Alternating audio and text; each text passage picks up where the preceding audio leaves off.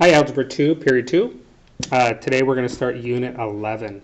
So we're going to be looking at graphing some different functions and then solving some word problems, some applications. So we're going to first look at the difference between linear functions and exponential functions. And you probably want a calculator later on in the lesson just so you can refer to some of these problems. All right, so let's first create a table for y equals 2x. So if we pick some values, let's say -2, -1, 0, 1, and 2. All right, so those are our x values, and then we have our y values. So we substitute -2 in for x. That's going to get us -4 for y. -1 will get us -2. 0 will get us 0. 1 will get us 2, and 2 gets us 4. All right, and then if we look at y equals 2 to the power x, exponent x, again, we could use that -2, -1, 0, 1, and 2. All right, and those are our x's. And we plug those in to get the y values. So if we go 2 to the -2 power, all right, 2 to the -2, remember with negative exponents, you have to flip it. And so that'd be 1 over 2 squared. 1 over 2 squared is 1 over 4. Okay, so 1/4. In your calculator, if you put 2 to the -2, it's probably going to say 0.25. All right, and then if we put -1 in, 2 to the -1 power is the reciprocal, so that's 1 over 2 to the +1, or 1/2. Again, if you use your calculator, it's probably going to say 0.5. 2 to the 0 is 1, 2 to the first is 2, and 2 to the second is 4. All right, and so we want to look at the patterns for each of these. How are the y values changing? So as we go down, what's happening? Well, to get from -4 to -2 to 0 to 2 to 4, it looks like we're adding 2 each time. Okay, we're adding 2. Where y equals 2 to the x, if you look and see how are we getting from one term to the next, well, you can see that we're multiplying by 2 each time. Okay, multiplying by 2. 1 times 2 is 2. 2 times 2 is 4. All right, so that's the difference between linear and exponential. Linear, you're adding or subtracting, and then with exponential, you're multiplying. Okay, what you're multiplying by. And we kind of looked at this with the arithmetic and geometric sequences in series. I think it was Unit 9. All right, so linear functions have the pattern that is came from arithmetic. Okay, the arithmetic sequences where we're either adding or subtracting. Okay, to get from one term to the next. And the general form for arithmetic equation is y equals mx plus b. So m is the slope, but it's also what we're adding or subtracting. It's the pattern. Okay, so it's the pattern on the y's. Where b is called the initial value. The initial value or the y-intercept when x is 0. Now exponential functions, if you remember, they were geometric. Okay, geometric. And it was what we were multiplying or dividing by. Okay, so we want to see is what we're multiplying by. Okay, it's always what we're multiplying by. And their form is y equals a times b to the x power. A times b to the x. All right, so the b is the pattern. Okay, what are we multiplying by to get from one term to the next? Where the a value is the initial value, or it also will get us the y-intercept when x is 0. All right. So let's move on. All right, so here we have these different scenarios, word problems with a pattern that we want to see, and then we have from A through H the equation that matches these, so we want to see which one goes with which. All right, so number 1, we'll go through these pretty quick. Initially, 10 people get sick with the flu. All right, so 10 people, that's what we start with. That's our y-intercept. And it says every hour the number of people who get the flu triples. All right, so we're multiplying by 3. All right, so we want to see which one of these is a multiplication with a y-intercept of 10. So it would be 10 times 3 to the x power is what we're looking for. All right, and so 10 times 3 to the x, that's going to get us b. All right. Number 2, initially 10 people were standing in line. So here's our y-intercept again. It's the initial value. But every hour, another 3 people get in line, so we're adding 3, adding 3, adding 3. That's the pattern. Okay, we're adding 3. So now we're looking for a 3x plus 10, 3x plus 10. And that's g, 3x plus 10. 3, initially, 3 people wait in line. Okay, so again, here's our initial value, our y-intercept. Every hour, 10 more people arrive in line. So again, we're adding 10 each time. So that's the pattern. So 10x plus 3 is what we're looking for. 10x plus 3. And so that's A.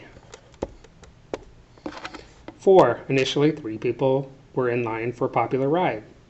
Again, we're starting with 3 people. And then every hour the number increased by a factor of 10, so we're multiplying by 10. All right, that's the pattern, multiplying by 10. So it would be a 3 times 10 to the x power this time, and that would be f. So find your pattern. You know, are we adding or subtracting, multiplying, and then what the initial value, which is the y-intercept. All right, so on xy tables, you want to look and see how are the y values changing. All right, so to get from 6 to 10, 10 to 14, looks like we're adding 4 each time. And then when x is 0, this is our y-intercept. All right, so we're adding 4, that's the pattern, and then with the plus 6. So we're looking for a 4x plus 6, and that's C.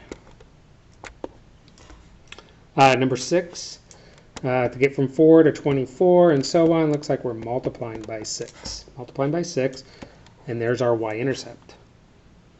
All right, so the pattern's 6, that's the b value, and then the a value is 4 for this exponential since we're multiplying. So we're looking for a 4 times 6 to the x power. 4 times 6 to the x, and that's h. Number 7, let's see, to get from 6 to 24 to 96, looks like we're multiplying by 4, so this is exponential, okay, and then there's our y-intercept, 6.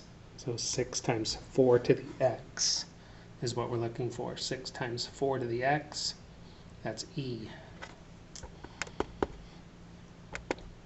And then the last one, we can see to get from 4 to 10, we're adding 6 with an initial value or starting value or y-intercept of 4. All right, so we're looking for a 6x plus 4. And so the only one left here, 6x plus 4, is D. All right, so look and see how we do these xy tables to answer the questions to come up with the equation, linear versus exponential. All right, so now exponential, growth, and decay. So the equations start the same. Okay, so they're both exponential, so a times b to the x power. So what makes it exponential growth is if the b value is greater than 1. It's a positive number bigger than 1. That means it's exponential growth. So for example, y equals 2 times 6 to the x power. That's exponential growth, and that's because of the 6. Exponential decay, okay, still an exponential equation. But this time b has to be between 0 and 1. So it's some fraction between 0 and 1. It can't be 0, it can't be 1. Okay, so for example, y equals 2 times 1/3 to the x power. Since 1/3 is between 0 and 1, this is the exponential decay. All right, so let's look at these problems with the xy tables. So they're running horizontally this time. So number 3, complete the table to verify the function is exponential, and then decide is it growth or decay. So we want to look and see how are the y values changing. How are we getting from 2 to 8? Well, since it's already exponential, we know we have to be multiplying, not adding. So to get from 2 to 8, we would have to multiply by 4. So then we could take our calculators and just keep multiplying by 4. So 8 times 4 would be 32. 32 times 4, that's going to be 128. And if we multiply by 4 again, that should get us that 512. And since we're multiplying by 4, and 4 is bigger than 1, this is exponential growth. And we can see that the y values are increasing, they're getting bigger. So that means it's growing also. All right, so number 4, same thing. Determine if the function is exponential, is it growth or decay? All right, so to get from 3 to 6, well, we would have to multiply it by 2. Is 6 times 2, 12? Yeah. 12 times 2, 24? Yes. 24 times 2, 48? Yes. So we're multiplying by 2, so it's exponential, and this is growth. 5, determine if the function is exponential. Again, is it growth or decay? All right, so to get from 60 to 30, we would have to divide by 2 or multiply by 1/2. Again, we're just multiplying by 1/2, and we can see that it's decay. 6, given the exponential decay rate is 0.4, that's less than 1. Okay, so this is decay. Complete the table. And then write the equation. All right, so to get from 20 to the next term, we're going to take 20 and multiply it by 0.4. So take our calculator. 20 times 0.4, that's 8. Then multiply that by 0.4 to get the next term. 3.2 times 0.4 again, 1.28, and then times 0.4 again, 0.512. All right, so then to write the equation, we want to use that form y equals a times b to the x power. All right, so the a is the initial value, or the y-intercept, so it'd be 20. The b is what we're multiplying by to get the next term, which in this case it's 0.4, and then to the x power. So there's the equation. All right, so 7, determine if the function is growth or decay. So again, you just have to look at that b value. Is it between 0 and 1, or is it bigger than 1? Well, 2/3 is less than 1, so we would say this is decay. 3.8, that's bigger than 1, so this is growth. 3, that's bigger than 1, so that's growth. And 0.7, that's less than 1, so that's decay. All right, so moving on. Okay, so this is kind of 2 lessons in one, so you could stop and then kind of look at this at the next lesson. All right, so I'm just going to record it all right now, though. All right, so what happens when our rate is a percent? Okay, so we're only going to look at this if it's a percent. Okay, in the word problem, if it's a percentage. So it says that if the b value is bigger than 1, okay, then it's growth, and if b is less than 1, it's decay. Well, in our equation y equals a times b to the x power, okay, we could also have y equals a times 1 plus r, and sometimes it's to the x, and sometimes you'll see it to the t power. Works the same way though. All right, and then we could also use decay. We'll get rid of the b and put 1 minus r there instead. All right, so here we have kind of 2 more formulas for this exponential, and this depends on if it's growth or decay. This 1 plus r, this is called the growth factor. Growth factor. And the 1 minus r is called the decay factor.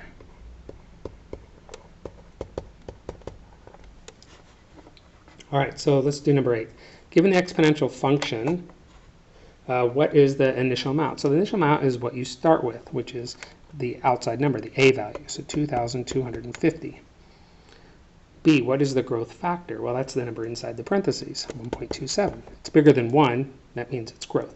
Then C, what's the percent of increase? So to find the percent, we take this 1.27 and set it equal to the formula for growth factor, which is 1 plus r. And then we solve it for r. Well, we would subtract 1 over, we get 0.27 equals r. And then to convert a decimal into a percent, move the decimal 2 places to the right and add a percent sign. So 27%. So that means it's increasing at 27%. Okay, number 9. Given this one, basically the same kind of question, what's the initial amount? So that'd be 175. The decay factor is the number inside, so 0.35. And then what's the percent of decrease? All right, so we take that 0.35 and set it equal to the formula for decay factor, 1 minus r. And we solve for r again. So here we're going to subtract 1. Now if you put this in the calculator, 0.35 minus 1, that's going to be negative 0.65 equals negative r. And then we divide by negative 1.